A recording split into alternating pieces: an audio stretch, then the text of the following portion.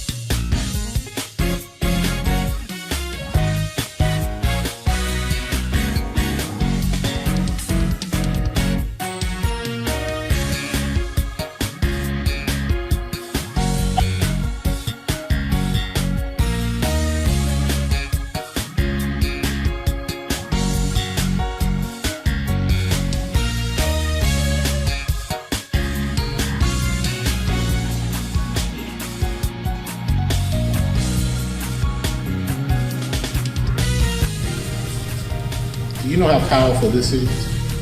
Do you know what it means in your life? Or maybe I should ask the question, does it mean anything in your life?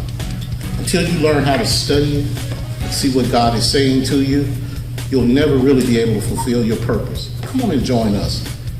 Join us for 45 minutes of purpose here at 45th Street Baptist Church. I guarantee you, you'll come out thinking differently. And my prayer is, somewhere along the line, you'll find the purpose that God has for you.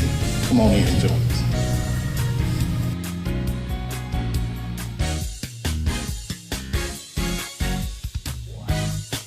Welcome to 45 Minutes of Purpose with Reverend Andra D. Sparks. Good evening. Good evening. It's great to have you here with Street Talk. Thank God you came to share with us just a little bit. We're so thankful to have all of you together in this space. And I'm so thankful to God that we have this space to come together. Tonight, we have a special guest with us, Dr. Jeffrey Moore.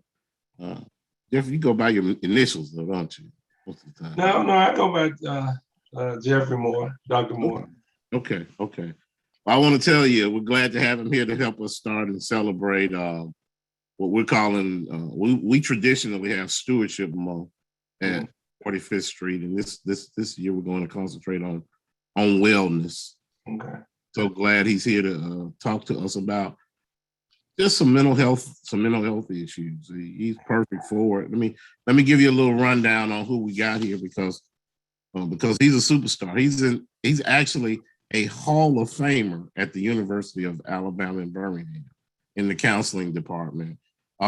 He's a clinical researcher and a licensed professional counselor. And he's based here in Birmingham at UAB. He currently serves as a project director for 2 longitudinal research studies. One is Healthy Passages, and the other is Champs. He also has been doing some things that have gotten the attention of a whole lot of people in Birmingham because he has run a full-scale psychological service program for Miles College students, which is almost unheard of to be in that space and provide those services for college students who so desperately need it. And so before we go any further, brother, I just want to thank you for being in that space for all those students. He also has a program, and we're not going to talk about it much tonight, but next week we're going to devote the entire time to it, called Brother Let's Talk. Because he understands the necessity of being in the space of sound mental health for brothers. For sure. So for African American men, when I say brothers, I mean African American males. We're going to talk about that exclusively next week. And so that's Dr. Moore. Tell us where you're from, Dr. Moore. Well, I'm originally from Beltsville, Alabama, born and raised. I had an opportunity when I left, and it's been a while ago, but when I left, I went to Xavier University in New Orleans, and undergraduate, graduate alumni from there. Then I went to Howard University in DC, and I've been back in Birmingham since 2000. Currently, as you mentioned earlier, I'm a professor in psychology and school education. I've been doing that for the last 20 years. And 20 years. And I want to add something to you, and I know you don't know this, but it's been public, but I've been, since the pandemic, now I'm currently also the Director of Mental Health Services for Jefferson County Schools. So I didn't know that. Yeah, I know you didn't know that. But I'm the Director of Mental Health Services. So I oversee under the direction of Dr. Gosselin, the superintendent. So I oversee all the mental health services for the whole county. Well, excellent. Let's talk about that. Let's talk about how your work in the school system, because really I told you that's kind of where I wanted to go tonight and talk about young folk, right? Yeah, and it's important that we talk about it because I started in September of 2020. So I jumped right in with the pandemic, and we really noticed the need. At the time, most people were quarantined, but we realized the need. So we have approximately 92 school counselors, and so what I did was, when I started with Jefferson County, my goal was, and I have accomplished it since I've been there, is to have a therapist, not a school counselor, but a mental health therapist and a social worker in each of our schools. We have a total of 57 schools in the county. And Right. so I have spearheaded where we have actual therapists that's in the schools and social workers kind of taking care of the needs of all the students. So, Dr. Moore, let's this conversation is going to go on for a few minutes, but I want to give them some idea of why I had confidence in calling you. Last year, right as the pandemic was about to start, we went on a ministers retreat. Okay. A group of other ministers went to Shaco Springs on a retreat, and the person that we identified to talk to the group of ministers about the problems that ministers might have or the issues surrounding simply having sound mental health as pastors is Dr. Moore. And he was gracious enough to help us during that conference and give us some guidance on how we should deal with some of the issues that we come into contact with that are unique in the ministerial field. So I'm not telling you to talk to somebody who I haven't tried to talk to myself. This is someone who I trust to give sound advice. And I always tell you that members of the church, whoever else is watching, that your pastor might not be equipped to talk about everything. And if that's the case, then he needs to be able to direct you to someone who can help you with those issues. And I can wholeheartedly recommend Dr. Moore here. So you just said something, Dr. Moore. You said you want a counselor, you want a therapist, and a social worker. Mm-hmm. Every school. Every single Jefferson County school, from the high school to the elementary school. And I explain to you why. Yeah. Obviously, in order for kids to be academically successful, they got to be emotionally stable. So we recognize that during the pandemic, that a lot of kids that didn't, well, I give you an example. A lot of the reports from DHR decreased, meaning that when kids were at home, it just wasn't reported. So a lot of times school is the first place that an outside person, teacher, custodian would be able to have contact with these kids. So I knew immediately during COVID, while these kids were out for the last year and a half, no one was doing a wellness checkup on them. They weren't checking in. Obviously, it was difficult for everyone, but I knew that when school started, that'll be our first opportunity, because the kids that left in February of 2020 is definitely one going to be the same kids that came back, because we know during that time, a lot of trauma, we had a lot of process overload, which I call it. We were just trying to process what was happening. It was unprecedented. And so I knew that coming back into the school year, this would be our way to not only identify what was going on, but kind of just do a wellness checkup when they came to school. So having therapists in the schools was our way of kind of identifying where kids were at that particular moment. And you'd be surprised. What'd you find? Oh, man. Well, the anxiety, the depression, that a lot of kids were, and I'm gonna try to be lightly with it. A lot of these kids were being traumatized in multiple different ways, and this is their first time of being able to kind of check in and get someone to see them. So we had a lot of incidents, probably on a daily basis. Out of 57 schools, I get at least between 6 to 10 risk assessment, meaning these are kids that are actively attempting or have thoughts of killing themselves. Wow. And listen, I think we're in a space here where we need to be just as factual and shoot straight as we can. So let's educate our folk and tell them exactly what's going on. Don't hold back on what you're seeing, because otherwise I don't think they know what's going on in those spaces. And so you got kids as young as how young, Dr. Moore? As young as 6. Talking about suicide. Actively attempting suicide. And let me explain to you what kind of the things, the way I see it. Obviously, as kids interact with peers and environment, they are affected by it. So what I realize is that a lot of times, like say a 5-year-old, you would wonder why a 5-year-old would feel a way of, just only 5 and 6 years of life, don't want to be here. What happens is they're around adults such as ourselves, and just say, for example, the mother is in the car and she's driving, and the kids in the back doing what kids do. And the mom's on the cell phone saying, I don't know how we're going to pay the bill. I think your auntie got COVID. I don't know if she's going to live or die. And so what they're doing is the kids, even though they're not able to process, they're internalizing all that energy. Wow. And they have no way to process it. And so they feel like they're going through the storm. So not only interacting with how they're feeling, they have to interact with processing how their parents and their environment is processing it. And so they're internalizing that, and they're not able to articulate how that's making them feel. So parents just see them physically, but they don't have a way of understanding where they are psychologically. So when they come to school, this is the first time that a lot of these kids are, able to kind of express really what they went through and how they experienced it. And so we've got to be very, very concerned about the conversations we're having in front of children. Exactly. Very, very, and then being able to be able to have a real check-in with the kid. Let me give you an example. They called me right when kids started coming back, and the kid was acting up normal. And just to let you know that, some, and this, Reverend, better than most people, is that acting out is just a symptom of probably a core issue of what's really bothering them. Sure. So when they're having the behavior, that's just a sign that, hey, something is going on.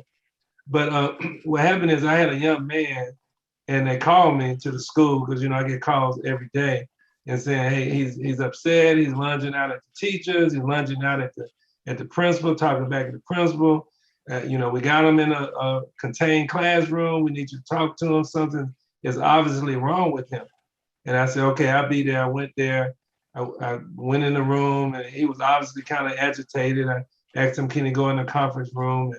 And he, I mentioned that he seemed a little agitated and upset. I said, what's going on? I know the teachers and the principal didn't do anything to you. Why are you acting out? And I just went over there close to him and told him it's okay. It's okay to relax and talk. And he started to cry. My God. And then I said, what's going on, man? This was like a Monday or Tuesday, probably a Monday. And then I put my hand on his shoulder appropriately. And then I said, man, it's okay. What's going on? He said, man, I buried my mother on Saturday. And I just came to school just to get my mind off of it. And no one said anything to me. And then one of the teachers lunged out at me like, I'm gonna call your mama. And he just exploded. So a lot of times we see the kids walking into school, but we're not really doing a check-in. We're not seeing where they are. And so what I've been educating the counselors and teachers, we're doing wellness check, right? Even though they're coming in, we're doing where they can check in and see where they are emotionally at that day, so we can have opportunity to process with them. Dr. Moore, what's missing in our educational process when a child can come to school and we don't know that their parent passed away? What have we missed? Like I told the teachers, is that we see Johnny, but we don't see Johnny. We're looking at bodies, but we're not looking at the whole person. That goes back to what we're going to talk about tonight, is the wellness part of it.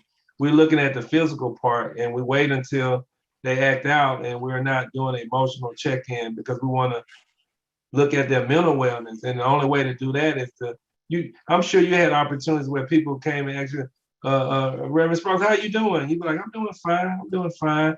I mean, most of the time people are not really caring about what you're going through, but it's just a conversation. But if you sit down with you for 5 minutes and say, hey, it must be overwhelming. I'm sure you're dealing with a lot. Hey, how are you really doing? When I look at you and talk to you, not just what you're doing, you'll probably tell me some things. They're like, hey, if you really want to know, Doc, I'll tell you. I got you. I understand. That makes perfect sense to me, and I'm sure to those listening and watching too.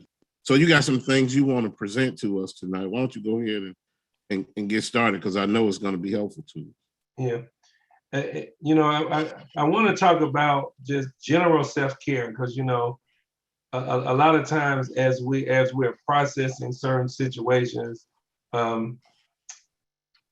we have to understand how we take care of ourselves, like how we process that self-care. And I know most of the time when people talk about self-care, they, obviously they go to the normal, go out, get my nails done, whatever. But I want you to look at self-care in 5 different domains.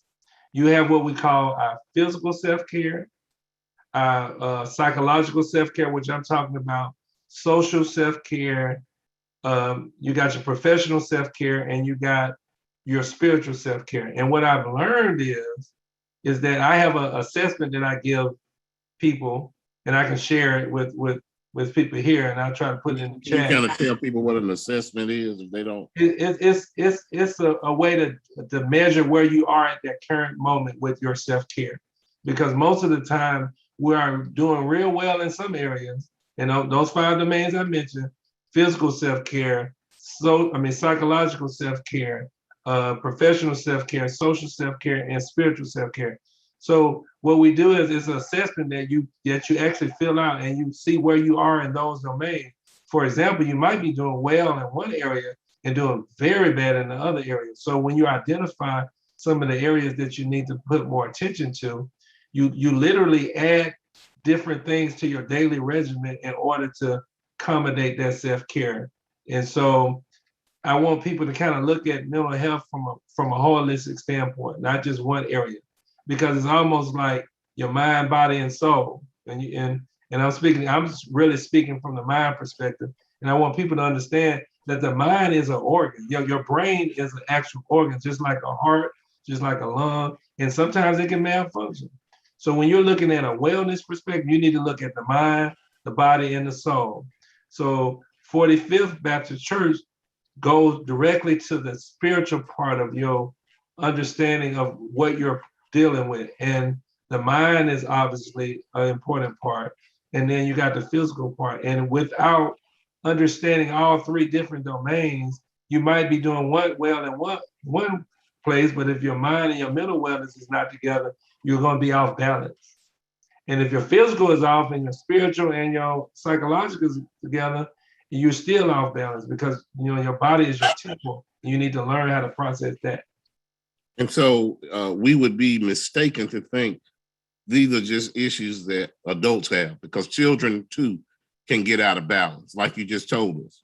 Yeah, and most kids don't have the skills at their age to process, and they end up just having, like, for example, like a kid might be able to process one incident very well, but when they have compound issues, they don't have an opportunity at the pace that we used to have to process one thing and go through it and get to the next. So what we call compound trauma or compound issues, and then they're not able to process, and they have what they call a process overload. So something as simple as taking out the trash might end up being take them over the edge. Not that they couldn't do it, just that because they had a lot of different psychological issues all at once that they weren't able to process at a timely fashion. Is it just commonplace for most adults to try to deal with their children in a manner that they would be dealt with themselves, that they would deal with situations? And that could be the problem, because even if you had 4 or 5 kids, all of them process the information. And the same thing that you do, if you ever, to everybody that's listening, if you grew up with siblings, your parents probably did the same technique with all the siblings, but everybody turned out totally different and processed that different, because as an individual, we're all different. So parents understand that each kid processes different. And they also process trauma differently. So it could be an incident. So that's where it's important for counseling, and you need a mental wellness checkup. You need someone outside of your family to just do a well child's checkup and see where the kid is at, and maybe process with them on things that they hadn't quite processed appropriately. It's interesting. I've heard more parents throughout the period of the pandemic tell me that the greatest stress that they had was being at home every day with the kids all day. Exactly.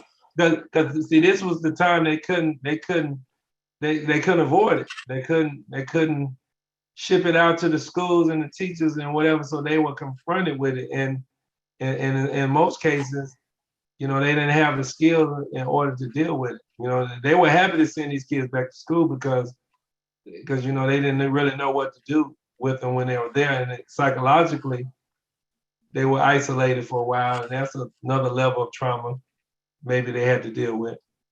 Well, it's interesting because as I was saying that, I'm thinking if someone had asked the kids, and you have, they would say the greatest stress they had was being at home with their parents all day. Exactly. Exactly.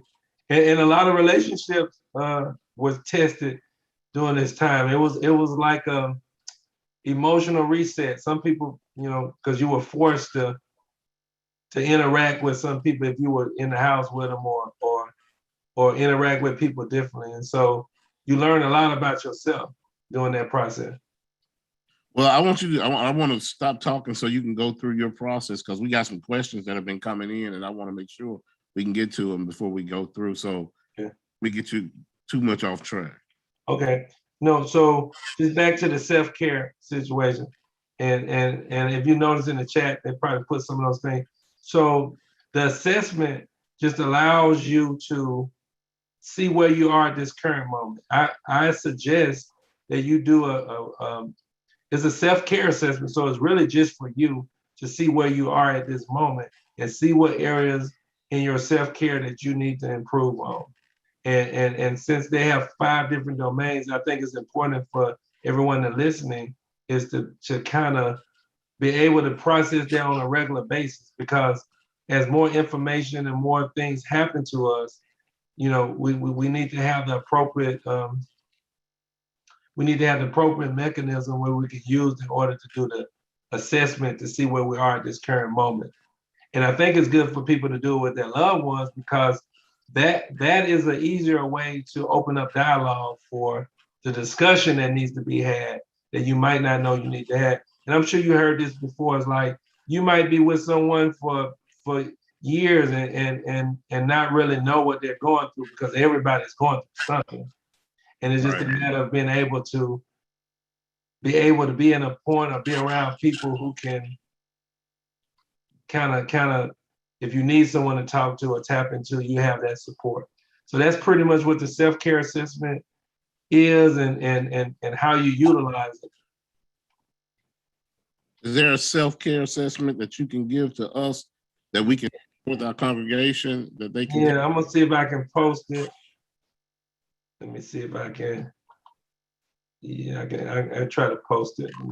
Now, you don't need to. Do you have to be a professional to read these, or no? It's very straightforward. Let me see if I can find it for you, and we'll you just can send it to us after. We'll get it out to everybody.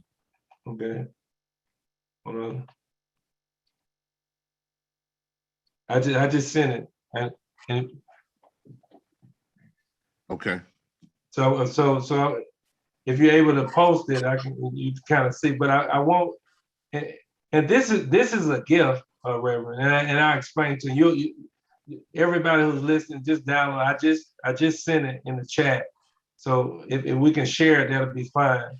But this is a gift for you, for yourself, to see where you are at this present moment and be honest with that, and then decide what areas of self-care you need to, what areas of self-care you need to focus on. Because like I said, you have so many domains. Most people look at it from one perspective, but you need to look at it from an overall wellness standpoint. So I think it's shared now so people can kind of pull it up. Yeah. It's very straightforward. In the chat area. Yeah, it's very straightforward. If you want to share, you can share it on the screen. I can show you the instructions. Very simple. It's not going to require any effort, but you can kind of see as far as the domains are concerned. So like I said, this is a gift that I'm giving you. I mean, it's a general form, but when you take time to do it, you'll be able to honestly do it. It's just for you, and you can look at the areas that you need to improve on and then have a discussion with someone about what areas you need to improve on. Let me see. I'm going to open it up and share it for just a second. That's fine. And talk about it. Here it is. You can see it. It's regular quick assessment. It just And if you do it, you mark like 1, 2, 3, like, and then you put a check by what you would like to improve. Like in your physical self-care, you might need to eat healthy, you might need to exercise. You can just go down to all 5 different domains and be honest with yourself. Now, this is just for you. It's not something you want to share. And then your psychological care, like, do you take time off? Do you participate in hobbies? Do you get away from distractions? Like, do you put the phone down, the emails? How do you express your feelings in a healthy way? Do you talk about your problems? And then your social self-care, do you spend time with people? Do you have stimulating conversations? Have you met new people? So I guarantee you, and if you do this assessment, you will see the areas you need improvement on. My suggestion would be is, and even in the spiritual self-care, like, do you take time to pray, meditate, and then professional self-care? Because what I would say is, whatever you check that you need to improve on, find something that you can do on a daily basis to address that issue. If it's eating healthy, like, make an active plan, because what you want to do is take that aside, because you might be doing other stuff very well, but you want to make sure that the areas that you need improvement on, that you are very deliberate in doing what you need to do to take That's care real of good. yourself. And so you're only going to overload yourself if you try to do everything at the same time. You can't make that kind of change at the same time. You can't. And so that's where you got to take, you need to assess it. That's what this is, assessment. This is basically seeing where you are and then taking the information that you get from this assessment and then coming up with a plan. I need to talk to a therapist. I need to figure out how to do about my diet and exercise. Like, I need to go to church. I need to participate. Like, you need to be able to be honest with yourself, and after you assess it, and then come up with specific plans to address those needs. Well, I knew you would be a blessing coming on tonight. I didn't know that you were going to be a blessing bearing gifts. So we want to thank you. This is a life gift, man. For giving us that. We're going to post it. And for those of you who, it'll be sent out tomorrow in all our mediums, so you can download it and take the assessment yourself. We want to thank Dr. Moore for that. You just mentioned something that I think people have taken for granted. We've been out of the church. We've been out of our church facility for about 19 months, having collective service, and we finally come together. Have you had any indication of just how impactful it's been for people not to be able to congregate in church settings? I mean, as far as in a positive way or negative way, you know. Well, it just, that it's been negatively affecting people. Yeah. And what they're called is what we call, and we have a lot of teachers that have this. It's called social avoidance. You know what I mean? It's like it's like the uncertainty of being around other people, and you know, we haven't got quite comfortable. You know, people used to say we're gonna get back to normal, but it's almost like you got to get to a new normal. So your body has to, and your mind has to adjust to the new way of being around other people and feeling to be comfortable. Because it used to be a time you can just give a hug and shake a hand, and now, just with the trauma of COVID, most people are like, put your mask on, or, you know, hey, I don't want to shake your hand, do the pound fist. So it's affected us in how we interact and fellowship with one another. And so we got to be understanding of how our brain is kind of processing these new interactions. Like, not necessarily that we can't interact with people, but how it has affected us in interacting now. It's interesting because you just said something that I think was so impactful. You said the trauma of COVID, and COVID has been traumatic. For sure. In terms of all of our norms that we're used to. It's torn down every single norm that we have. It's disrupted. And people haven't, I don't know that people have digested, and attending a regular church service for those of us who are in a faith community was a normal occurrence that was severely impacted by COVID. And we're going to have to get to a place where we simply trust being in a church service again, trust being around other folks. Exactly. Yeah, just that's I mean, there's some things we do, and I think we are also reprioritizing what is necessary for us to go and do. What we know we have to go grocery shopping, go to doctors, and then after that, we got to go to work. And then we got to start building back that trust again to put being in a worship setting on that list as well.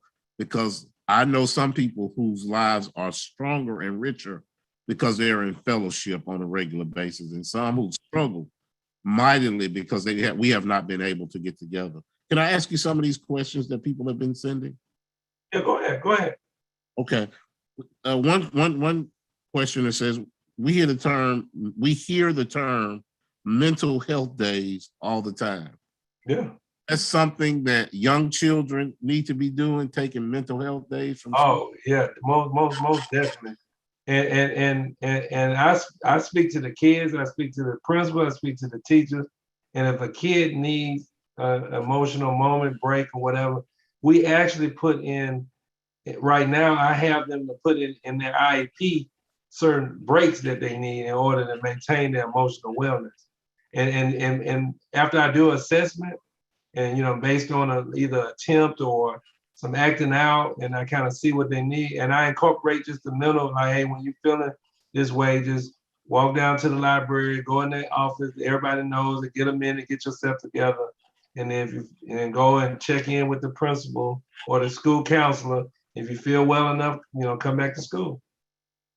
Wow, that's a whole new way of looking at things, and it probably leads us to an answer to our second question that we got, which is, what factors does bullying play these days in kids seeking those mental health days? And is that something you need to pay close attention to? Yeah, you do. And let me tell you what I have learned from bullying during the pandemic. The kids who were bullied, they didn't want to come back to school because being isolated was the safe place now. So they didn't want to come back to school where the bullies were at. So it was hard getting those kids back into actual coming back to school because it was actually, they thrived more not being in the actual classroom. And then the bully who didn't have that interaction, I mean, obviously might be bullying their siblings or cousins or whatever. And so it did affect people. So now what we're noticing now is that since most of the teachers are a little bit more able to kind of identify certain things, the bullying part, I wouldn't say it decreased, but there's always been a no tolerance of bullying. But now everybody's so sensitive that you can't even have a second because you don't know what that person is going through. So if you see it, they jump on it very, very quick now because they know everybody's in emotional instability. So just telling a girl she ugly now might take her too far to the end because we don't really know what she's going through. So there's a heightened sense of awareness. It's very heightened sense of awareness. And I make sure that those school principals and teachers and counselors pay very close attention to it. I'm not just saying look at the bodies that's coming in. Build relationships with those kids so when something is off, we at least have one person in the school that's able to be like, oh, Sparks ain't looking good right now. He's a little off a little bit. And then we have measures in place where we can do check-in, what we call mental wellness checkups. And we can just go and sit with them and process with them and make sure, hey, you're okay. Anything happened. And then that way we're able to kind of address the needs on the ground instead of waiting until they do something or something happens and then we have to dig a little deeper. And so that you must be reading these notes over here where people are asking because that's the curiosity from one questioner is what signs or what are some of the signs that they need to look for to maybe determine if they need to seek some professional help for someone. If you notice a kid that's doing something abnormally different than they normally do, and if they're reserved, because obviously we can pay attention to the behavior, but I teach to the quiet person, go check in on the quiet person, because they're doing what we call internalizing their issues. They may not be saying anything. So it's important to have a relationship, and to see any sporadic changes in behavior or moods or anything that will send an alarm, because that'll be a telltale sign of something that's definitely going on with that student. And it might not be anything major, but it requires a mental wellness checkup, just to pull them aside. Someone who has the connection with that kid, because it's all about the connection. Like, I mean, I could just ask a kid how they doing, but I'm saying someone who has connected with them outside of just a normal incident, and then be able to assess it. I saw a few years ago and was trying to get a lot more information on it, that the city of New York had prepared what they call mental health safety kits. Mm-hmm. Training the health department to teach the public at large on what to do to when they think they have someone who's having mental health issues. Yeah, and it's important you said that. I mean, to cut you off, but it's important that you said that, because one of my initiatives since I've been there, just like you have first aid, medical first aid, they have a youth mental health first aid. So I told Dr. Gosselin, I said, look, we got to make sure that everybody in the school, from the custodian and from the cafeteria worker to everybody that works with kids, they're going to get certified in youth mental health first aid. So we've already started with all the school counselors, and at some point when things settle down in the new year, I'm gonna put it out to the teachers and then the principals and administrators. And I believe churches need that as too, man. Need that also. So just like you have your first aid card, you're gonna have your mental health first aid card. So, and that's just a way to identify basic stuff, and then you can kind of have everybody as a mental health person that can see things and send them my way or send them to the appropriate care. And that's what we do with the social worker. We see what needs need to be met, and some might need counseling, some might need assistance, some might need a little support. So everything is individualized. So we don't make a blanket statement. We make sure that when we assess a kid, we make sure individually they get what they need. And we find out what barriers is stopping them from being successful, and then we eliminate that barrier. Can you give a little bit more definition of what might be in a mental health first aid kit? In the mental health first aid kit, you'll just have basic how to identify, certain things like certain behavior changing.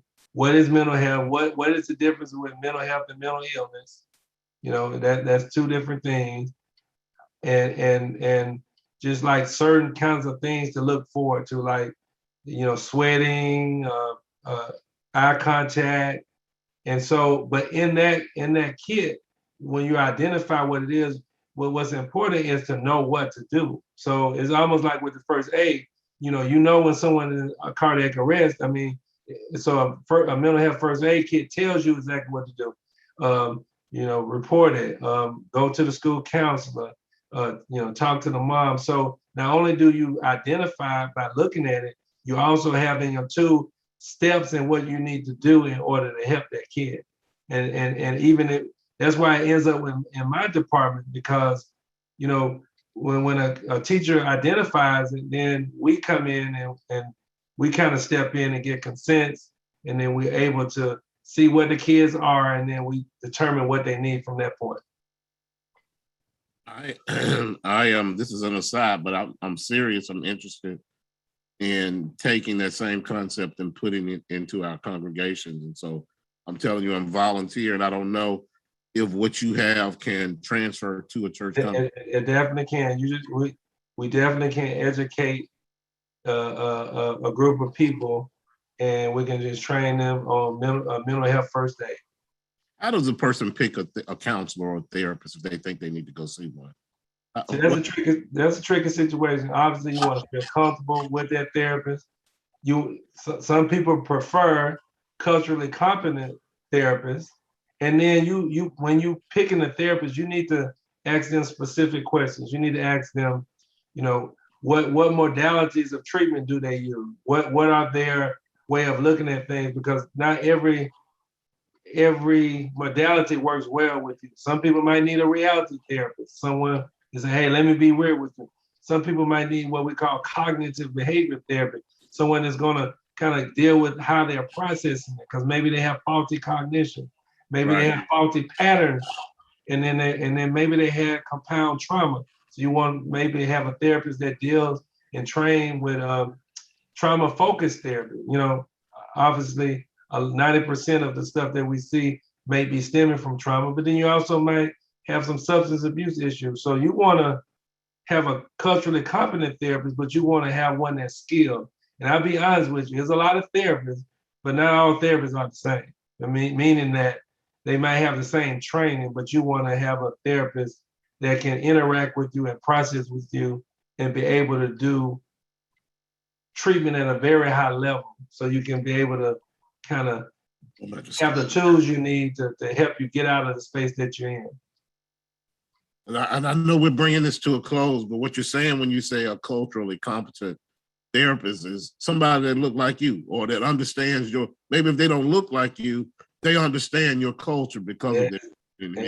Exactly. Because a lot of the miscommunication with some therapists is that, you know, they're not able to understand some of the basic things culturally. And so that's a part of you being comfortable, knowing that someone can process with you and understand what you're going through and then help you to get out of that place that you're in.